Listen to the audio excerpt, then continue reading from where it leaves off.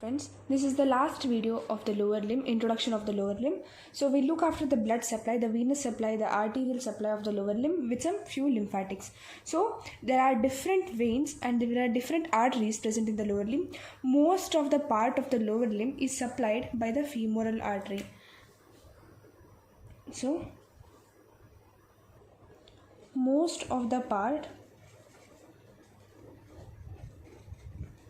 of lower limb supplied by the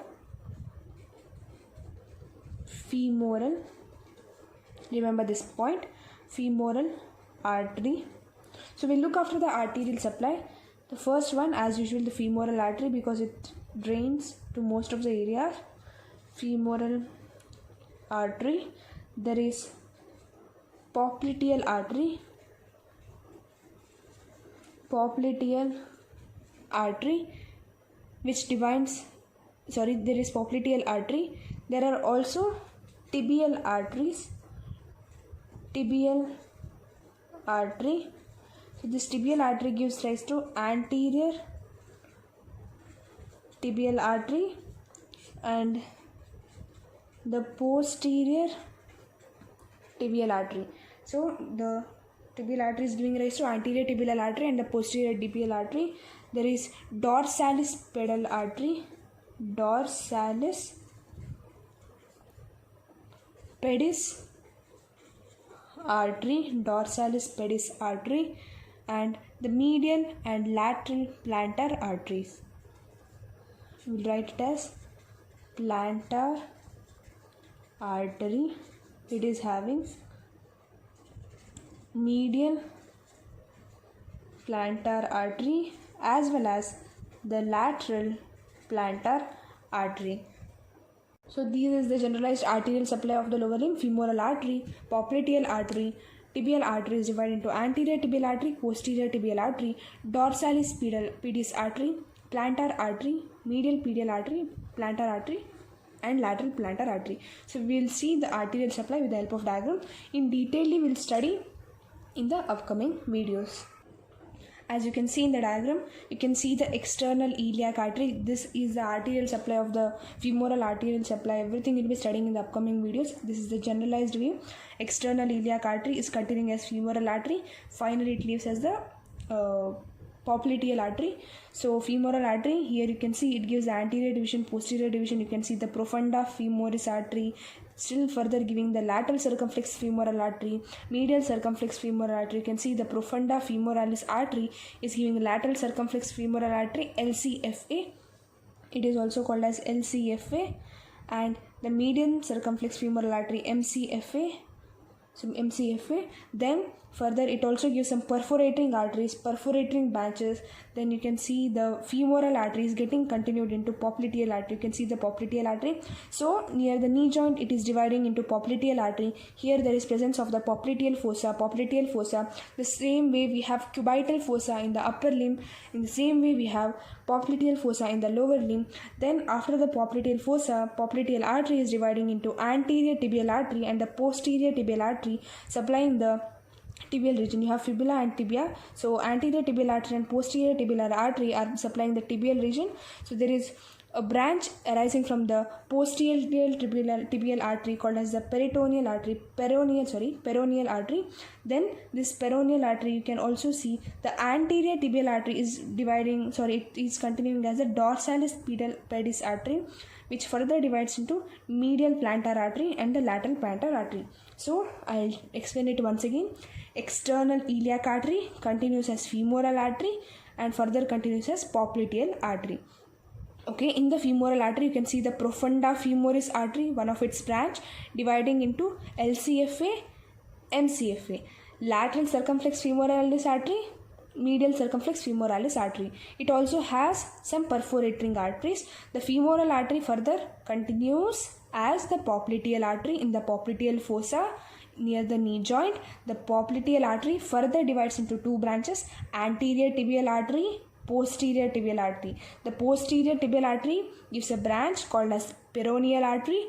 Anterior tibial branch continues to form dorsalis pedis artery, which further divides into lateral plantar artery as well as the medial plantar artery. This is the arterial supply. Now we'll see the venous supply of the lower limb, generalized venous supply. So we'll look after the venous supply, generalized venous supply of the lower limb. So you have the deep veins, you have the superficial veins and the perforating veins. You have deep veins.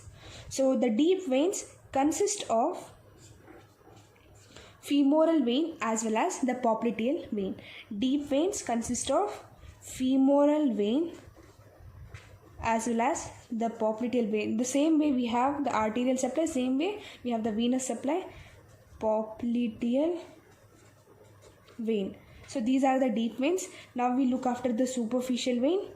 Superficial veins. So in the superficial veins we have the perforating veins. We have the great and small saphenous veins. We have great saphenous veins. We'll study about these saphenous veins in the upcoming video. And small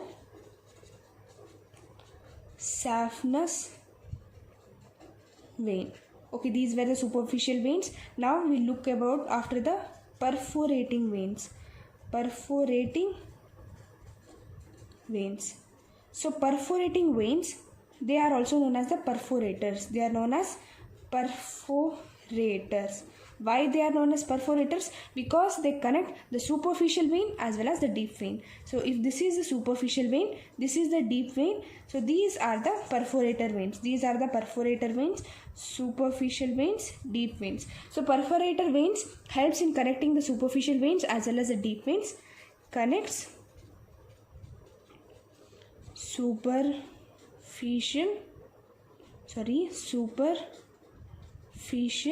and deep veins. So they also have some valves which helps in preventing the black flow of blood. They have valves, valves to prevent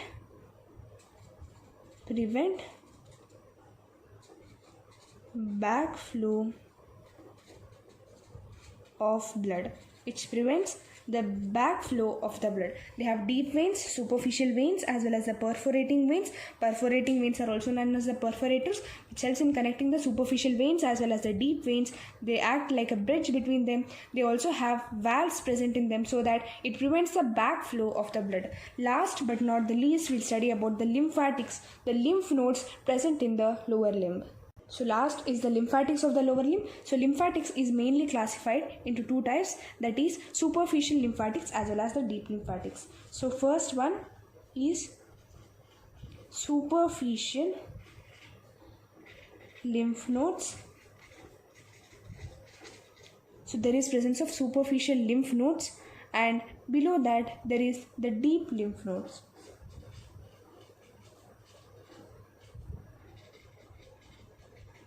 So the deep lymph nodes which drains into the they drain into the iliac lymph nodes,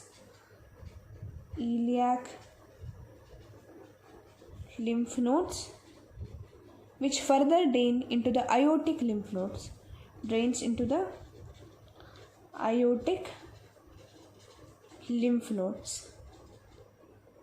So these are the lymphatics of the lower limb.